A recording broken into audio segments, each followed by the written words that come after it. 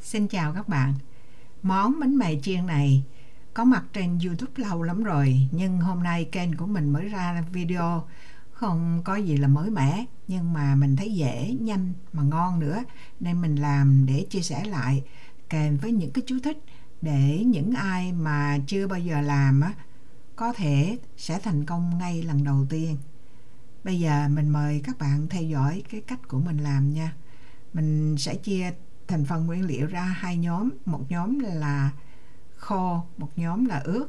Bên phần khô thì mình có là bột mì, bột năng, bột nổi, muối, đường, vani cũng có thể là chất ướt nếu bạn xài cái loại vani ướt như mình. Rồi có mè để bọc ở ngoài, có dầu để chiên. Bên phần ướt thì có trứng, có dầu ăn, có nước. Chỉ có vậy thôi. Bây giờ mình cân bột mì. Bột mì mình sẽ xài bột mì đa dụng 120g và 20g bột năng là 2 muỗng canh á. Nếu mà bạn có bột làm bánh á, bột mì làm bánh là bột mì số 8 á, thì bạn khỏi cần pha tinh bột vô. Nếu mà không có bột năng, bạn có thể pha bất cứ loại tinh bột nào cũng được, tinh bột khoai, tinh bột mì hay gì cũng được. Bột nổi mình sẽ xài cái loại double, tức là khi mình trộn vô nó nở lên một lần, rồi khi mình nấu lên nó nở một lần nữa. Mình cho vô là nửa muỗng cà phê bột nổi, 3 muỗng canh đường và 1/4 muỗng muối. 3 muỗng canh đường là nó nặng khoảng là 45g. 1/4 muỗng muối này thì nó nặng khoảng là 2g. Bạn nhớ nếu mà bạn không xài, bạn có sẵn cái bột mì số 8 thì khỏi cần pha bột. Bây giờ thì mình có hỗn hợp bột khô này, mình chỉ trộn cho nó đều thôi. Tiếp tục là cái phần dung dịch ướt. Thì cái trứng này là bỏ vỏ ra rồi, cân khoảng là 50g.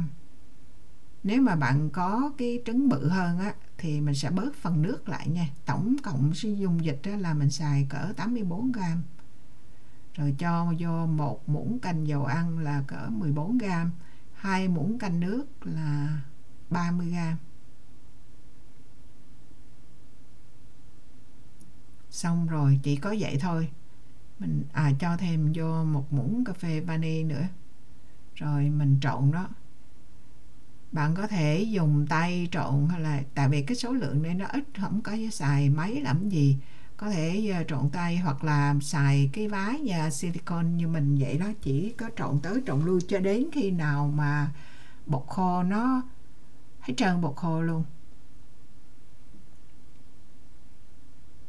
Với cái thành phần nước là 60% như vậy mà bột bạn có cảm giác như là nó nhão, nó rất là dễ dính. Thành ra biết trước vậy để mình có cái cách để mình làm cho nó khỏi dính đó. Sau khi mà bột mình đã khuấy xong thành một khối như vậy, mình đem mình ủ khoảng nửa tiếng hoặc tới 1 tiếng tùy theo nhiệt độ trong phòng. Mình làm theo cách này thì mình chỉ múc nó ra, rồi mình sau khi bột ủ xong mình múc nó ra, rồi mình chia nó, mình cắt làm 4 lần, cắt hai là mình tất cả là được 16 miếng.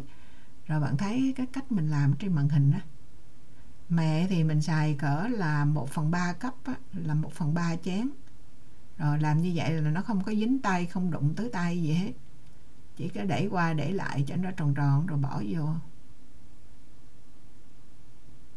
Có thể dùng 2 cái vá cũng được đó. Bạn thấy như vậy mà nó bám rất là dễ luôn, tại vì nó nhão như vậy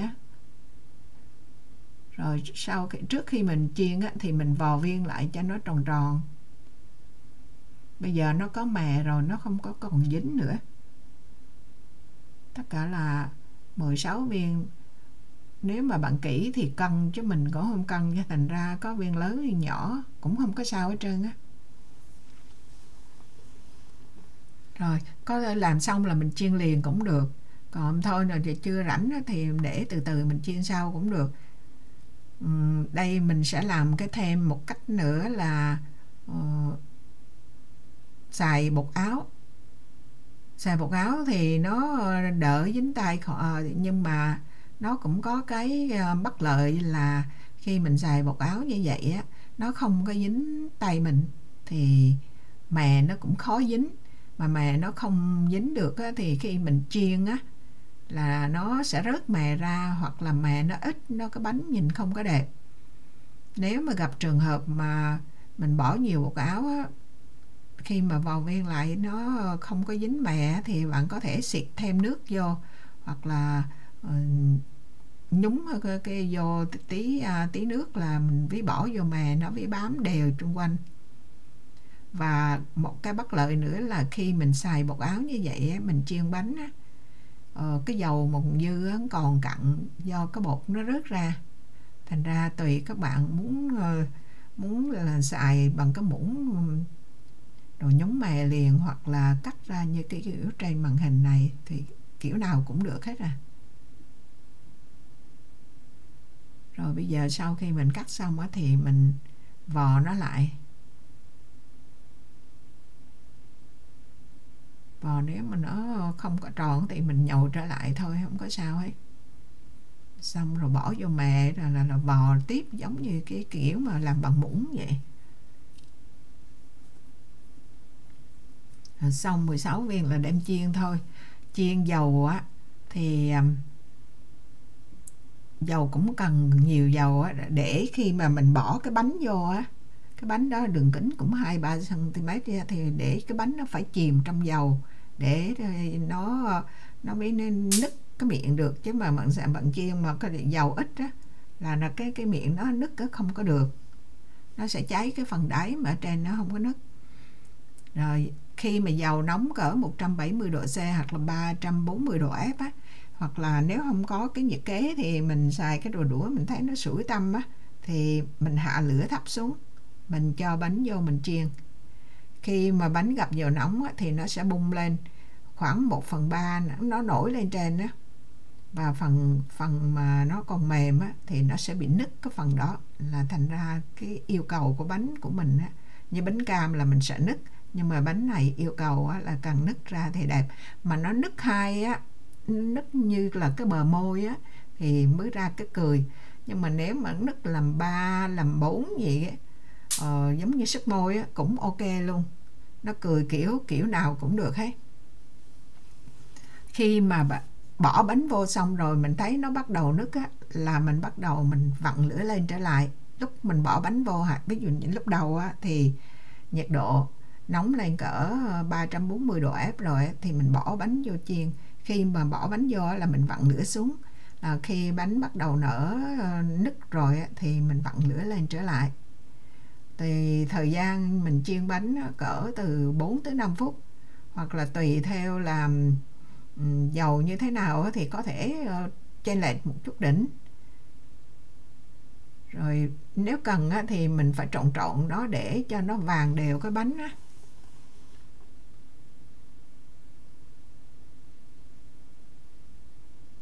Bây giờ mình cho nó chiếu nhanh lên, chứ còn không thôi chờ 4-5 phút chiên cái video nó dài thòn luôn. Xong nó dùng vá vớt ra. Mình làm vậy cũng mình quậy quá, cái mẹ cũng rớt ra. Đó, bạn nhìn có ở cái á, thì nó nứt đôi, có cái thì nó nứt làm 4. Cái miệng nó như sức môi luôn. Cái bánh này á, thì nó cũng gần giống như bánh thuẫn, nhưng mà nó ngon hơn là vì cái lớp ngoài nó giòn, mà nó vừa có mè nữa, nó thơm. Ruột nó không có dẻo như là bánh thuẫn. Ruột nó này nó rời ra, và mình làm thì rất là nhanh và dễ nữa. Lỡ như bánh mà nó không có chịu cười, hoặc là cười méo một bên, hoặc là sức môi, thì mình cũng ăn ngon như thường. Như vậy là khó mà hư lắm. Hôm nay mình chia sẻ cái cách của mình làm như vậy. Đến với những ai mà chưa hề làm bánh này, còn gặp các sư phụ thôi khỏi nói nha. Còn kiểu này thì giống như mà cái kiểu bình dân học vụ làm bánh tê heo á, thì mình làm bánh này trong nít nó ăn cũng khoái lắm. Cảm ơn các bạn đã theo dõi. Hẹn gặp lại các bạn trong những video kế tiếp. Bye bye.